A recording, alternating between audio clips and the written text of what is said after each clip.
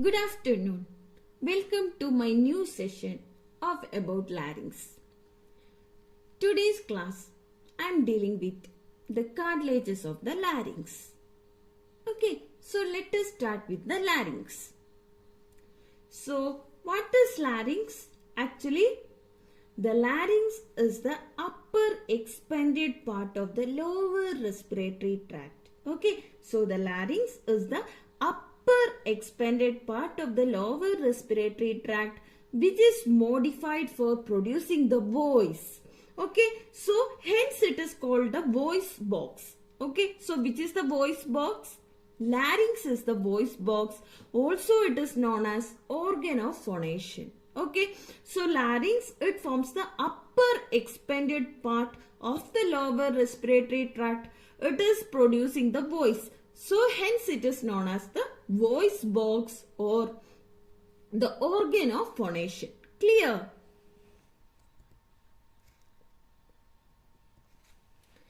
Larynx is an organ of respiration and phonation. It protects the lower respiratory passage and it acts as a watchdog to prevent the entry of any material other than the air. So what is the function of the larynx? It acts as a watchdog. Okay. It prevents the entry of foreign materials other than air. Whatever the foreign materials is entering to the larynx, it will prevent the passage. So hence it acts as a watchdog. We already told that it is producing the voice, hence it is known as voice box or the organ of the phonation. Clear? So which organ or which part is act as the watchdog? Our larynx. It acts as a watchdog. Why it is act as a watchdog? It prevents the entry of any material other than the air. Clear? Let us see the location of the larynx. Okay.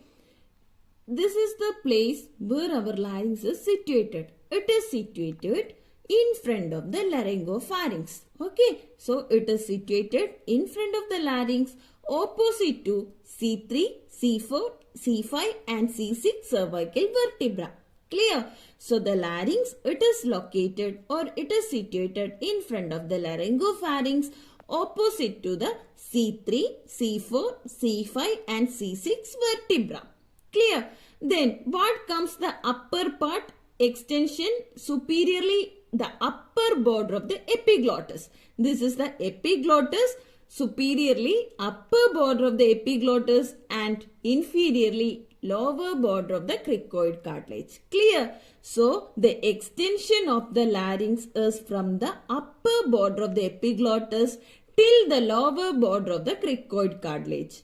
Clear? So the larynx is situated in front of the laryngopharynx opposite to our C3, C4, C5 and C6 vertebra and it extends from the upper border of the epiglottis till to the lower border of the cricoid cartilage. Clear? Let us see the communication of the larynx. Above, it is communicated with the laryngopharynx through the inlet of the larynx. Then below, trachea. Okay. So above, it is communicated with the laryngopharynx through the inlet of the larynx. Below, it is the trachea. Clear? Let us see the important topic or important portion in the larynx. Cartilages or the skeleton of the larynx. How the larynx skeleton is made up of. The skeleton framework of the larynx consists of 9 cartilage. Okay. So the larynx, it is composed of 9 cartilage at which 3 are unpaired and 3 are paired. Okay. 3 paired, 3 unpaired. So the unpaired cartilage, remember one mnemonic with extra, ETC. Okay. Epiglottis, cricoid and thyroid cartilage. Unpaired cartilage ഓർത്തിരിക്കാൻ ഒരു mnemonic, just remember extra, ETC എന്നാലോചിക്കുക. Epiglottis, cricoid and thyroid. For paired cartilage, remember AC. Okay. Arytenoid, corniculate and cuneiform. Clear? So the framework of the larynx is consist of 9 cartilages. Out of that 3 unpaired. So which are the unpaired cartilage? Extra. epiglottis, cricoid and thyroid. For paired cartilages, ACC. Okay, arytenoid, corniculate and cuneiform cartilages. Clear? So, let us see the thyroid cartilage. Before that, the principal cartilage of the larynx are cricoid, thyroid and arytenoid cartilages. Okay, so which are the principal cartilages of the larynx? Cricoid, thyroid and two arytenoid cartilages forms the principal cartilages of the larynx. Let us see the diagrams of the cartilages of the larynx. Okay, here you can see the epiglottis. Nicely you can appreciate the epiglottis here. Then we can see the thyroid cartilage, cricoid cartilage, arytenoid cartilage. Then we can see the corniculate. Then we can see the cuneiform. Here you can see the cuneiform cartilage. Okay. So the thyroid cartilage, what is the shape of the thyroid cartilage? It acts as a shield to protect the larynx. Okay. So the thyroid cartilage, it acts as a shield to protect the larynx from the front. It is about the quadrilateral in shape. It is quadrilateral in shape. Then we know that in the boys, the thyroid cartilage is more prominent while compared to female. Okay, so that is known as thyroid angle, which is acute in males and obtuse in female. So the thyroid angle, which is more prominent in male, it is responsible for the prominence on the front of the neck. Okay, it is called as Adam's apple. Clear? So the thyroid cartilage, it is quadrilateral in shape. It got two lamina, right and left lamina. Clear? It acts as a shield to protect the larynx. So what is the function? It acts as a shield to protect the larynx from the front. Okay. Then it consists of two quadrilateral lamina. We know that it consists of two lamina. Then the most thyroid cartilage is more prominent in males. It is known as Adam's apple. Clear? Let us see the cartilage one by one. Thyroid cartilage, it is the most prominent cartilage of the larynx. Already we told the same thing. It acts as a shield to protect the larynx from the front. It lies opposite the C3 and C4 vertebra. Which are the two parts? It got two lamina, right and left. Then what about the features of the lamina? It is quadrilateral in shape. It got four borders and two surfaces. The four borders, anterior border, posterior border, superior border and inferior border. Okay. Then it got two surfaces, outer surface and inner surface. Clear? It is quadrilateral in shape. So quadrilateral means four borders. Okay. Anterior border, posterior border, superior border and inferior border. And it got two surfaces, outer surface and inner surface. So these are the two laminas. It got a posterior border, anterior border, superior border and it got the inferior border. Clear? So let us come into the borders. So we know that there are four borders. Out of that, anterior border. The lower part of the anterior border, it meets to form the thyroid angle. We know that the thyroid angle is most prominent in the males. So it is known as Adam's apple or it is also known as laryngeal prominence. Okay. So what is the angle that present in the male? The angle measures about 90 degree in males and 120 degree in females. We can see that the upper part of the anterior borders do not meet each other. Okay. We can see here the anterior border which is not meet here. This part is known as thyroid notch. Clear? This is the thyroid notch where the anterior part is not meet at the upper part. Clear? So the anterior border, the lower part of the anterior border meets to form the thyroid angle. So the thyroid angle is more prominent in male than the female. So the thyroid angle is known as the Adam's apple or also it is known as the laryngeal prominence. The upper part of the anterior borders do not meet to form the thyroid notch. Clear? Next, while coming to the posterior border, this is the posterior border of the thyroid cartilage. So how it is? It is free. So the superior part, this is the superior part. It extends upward as superior horn, okay? Or otherwise it forms as superior cornu. And downwards extends it as inferior cornu or inferior horn. Clear? So this forms the posterior border. The posterior border upwards continues as superior horn or superior cornu. And the lower part it forms as the inferior horn or inferior cornu. So the posterior border of the lamina of the thyroid cartilage gives the insertion of conjoined muscles. Okay, 3 muscles are attached to it. Palatopharyngeus, salpingopharyngeus and stylopharyngeus. So which are the muscles which is getting inserted into the posterior border of the lamina of the thyroid cartilage? Palatopharyngeus, salpingopharyngeus and stylopharyngeus. Clear? So the posterior border is free. It is upward continuous as superior horn or superior cornu. Inferior part it is continuous inferior horn or inferior cornu. The posterior border of the lamina of the thyroid cartilage gives the insertion of 3 muscles: palatopharyngeus, salpingopharyngeus and stylopharyngeus. Next, while coming to the superior border. Superior border, the thyrohyoid membrane. This is the thyrohyoid membrane. It is attached to its whole length. Okay. So which membrane is attached to whole length? Thyrohyoid membrane is attaching to the superior border. Clear?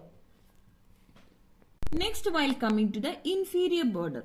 Inferior border, it is connected in the median plane. It is connected to the cricoid cartilage by conus elasticus or cricothyroid ligament. You can see here it is the conus elasticus or cricothyroid ligament. Okay, so inferior border throughout here it forms the cricoid cartilage. It is connected to with conus elasticus. It is also known as cricothyroid ligament. Clear? I hope that the borders are clear. So which are the borders we cleared right now? Anterior border, posterior border, superior border and inferior border, isn't it? So in the anterior border we told about the Adam's apple. In the posterior surface we told that the posterior border is free. The upper part of the posterior border it extends to form the cornu, superior cornu, and the lower part which extends to form the inferior cornu. Then we told about the attachments of 3 muscles: palatopharyngeus, salpingopharyngeus and stylopharyngeus. Then superior border, we told about the superior border which gives the attachment to thyrohyoid membrane. Then inferior border in median plane, it is connected to the cricoid cartilage by cricothyroid ligament or by conus elasticus. Okay. Next, while coming to the outer surface. This is the outer surface of the thyroid cartilage. Here you can see one oblique line. It presents an oblique line from where to where it extends. The upper part there is a tubercle. It is known as superior thyroid tubercle, and lower part you can see inferior thyroid tubercle. So the oblique line it extends from superior thyroid tubercle to the inferior thyroid tubercle. It provides the attachment to 3 main muscles. Here you can see that thyrohyoid membrane, sternothyroid muscle, then you can see the inferior constrictor muscle. Here it gives the attachment to inferior constrictor muscle. Clear? So the outer surface, it extends from the superior thyroid tubercle to till the inferior thyroid tubercle. It gives the attachment of 3 muscles: thyrohyoid muscle. Here you can make out thyrohyoid muscle, sternothyroid muscle and inferior constrictor muscle. Okay. Next, while coming to the inner surface, it provides the attachment to median thyroepiglottic ligament. Here you can see, make out that median thyroepiglottic ligament. Then below to that you can see the vestibular ligament. Okay. Then you can see 2 vocal ligaments. These are the vocal ligament. Then you can make out the thyroarytenoid muscle. Here you can see the thyroarytenoid muscle and you can make out the vocalis muscle. Okay, these are all the attachments in the inner surface. So once more I will repeat. You can see the median thyroepiglottic ligament, vestibular ligament. Just you can see the vestibular ligament. Then you can see the vocal ligament. This make out the vocal ligament, thyroarytenoid muscle, and you can make out the vocalis muscle. Okay. Next, while coming to the cricoid cartilage. Cricoid cartilage is signet shaped ring. Okay. What is meant by signet shape? Here you can see the signet shape. Okay. Ring shape. Signet shaped ring of cartilage. Okay. It got two parts. You can see here narrow anterior arch and broad posterior lamina. Okay. It consists of narrow anterior arch and posterior lamina. So where it is situated? It is situated at the level of C6 vertebra. Then this cricoid cartilage, it encircles the lumen of the larynx. So it is known as the foundation stone of the larynx. If you are getting the larynx as your dissection practicals, the examiners can ask you why it is known as foundation stone of the larynx. Then why it is known as foundation stone of the larynx? It encircles the lumen of the larynx. Okay, it completely encircles the lumen of the larynx and hence it is considered as the foundation stone of the larynx. Got it? So the cricoid cartilage, it is a signet shaped ring of cartilage. It got two parts. Anteriorly it got a narrow arch and posteriorly it got a broad lamina. Clear? So the cricoid cartilage, it is situated in the level of C6 vertebra and it encircles the larynx completely. Hence it is known as the foundation stone of the larynx. Clear? Next, while coming to the arytenoid cartilage. Arytenoid cartilage is pyramidal in shape. Here you can see that it is pyramidal in shape. It got an apex. It got a base. The apex, it is articulate with the corniculate cartilage. Okay. Then base, it is articulate with the upper border of the cricoid lamina. Clear? It got an apex which is articulating with the corniculate cartilage. The base articulating with the cricoid lamina. Clear? Then the base, it is prolonged anteriorly to form the vocal process and laterally to form the muscular process. So in the base we can see two processes, vocal process and muscular process. Clear? So the arytenoid cartilage, it is pyramidal in shape. It got an apex and it got a base. And it got two processes. Already we told vocal process and muscular process.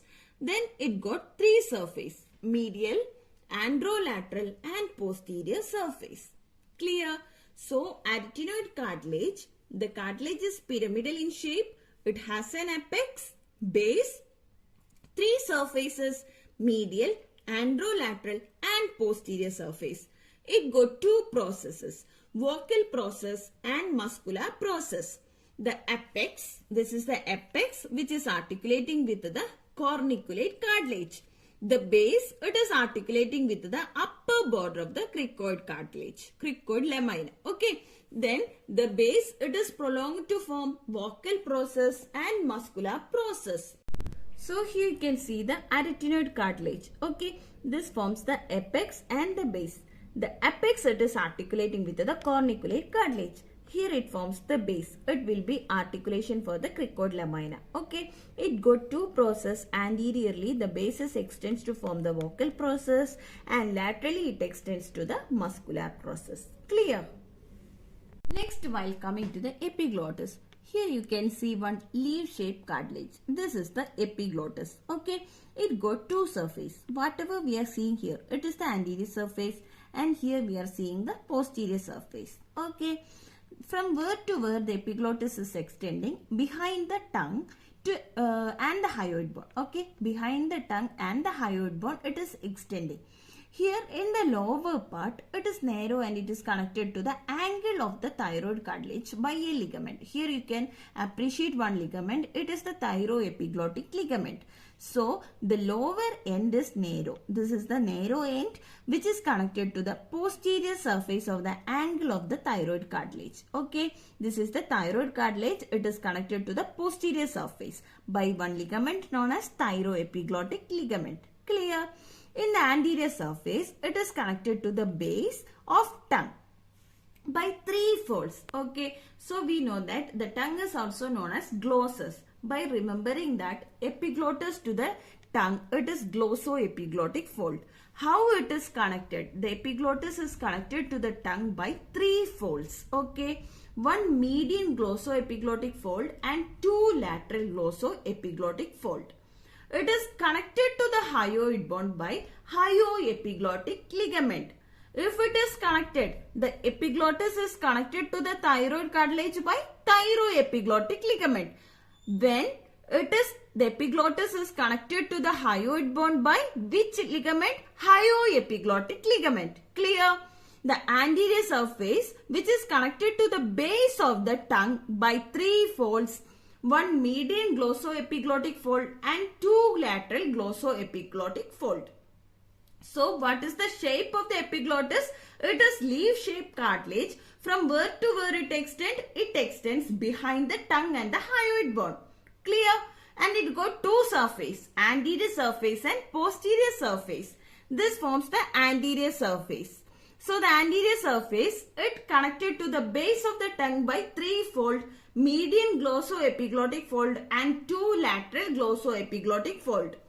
When the epiglottis is connected to the hyoid bone by one ligament known as hyoepiglottic ligament. The upper end of the epiglottis is broad. Okay. Then the lower end, already we told that it is attached to the posterior surface of the angle of the thyroid cartilage by one ligament known as thyroepiglottic ligament. Here we can see the posterior surface of the epiglottis. The posterior surface of the epiglottis is having one tubercle. This tubercle is known as epiglottic tubercle. Okay. Then the right and left margin which is attached to the arytenoid cartilage by aryepiglottic fold.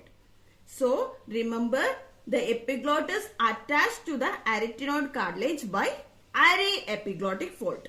The epiglottis which is connected to the hyoid bone by hyoepiglottic ligament. When the epiglottis is connected to the thyroid cartilage by thyroepiglottic ligament. Clear? The epiglottis as such can be asking for 3-mark question. So the epiglottis is leaf-shaped cartilage. It extends behind the tongue and the hyoid bone. It got 2 ends.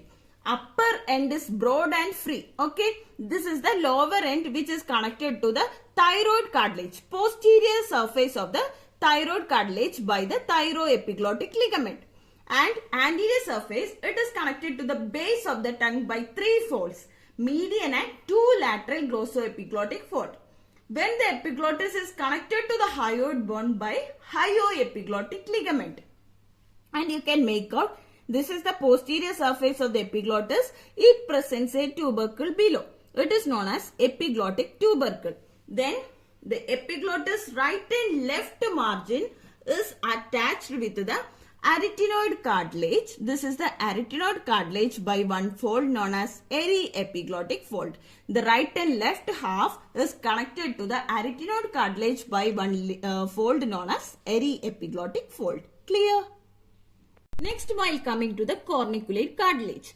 Corniculate cartilage. This is the corniculate cartilage. These are small conical nodules which is articulating with the apex of the arytenoid cartilage. Already we told in the arytenoid cartilage, it got an apex and the base. Okay. The apex is articulating with the corniculate cartilage. So here we can know that, see that the corniculate cartilage is articulating with the apex of the arytenoid cartilage.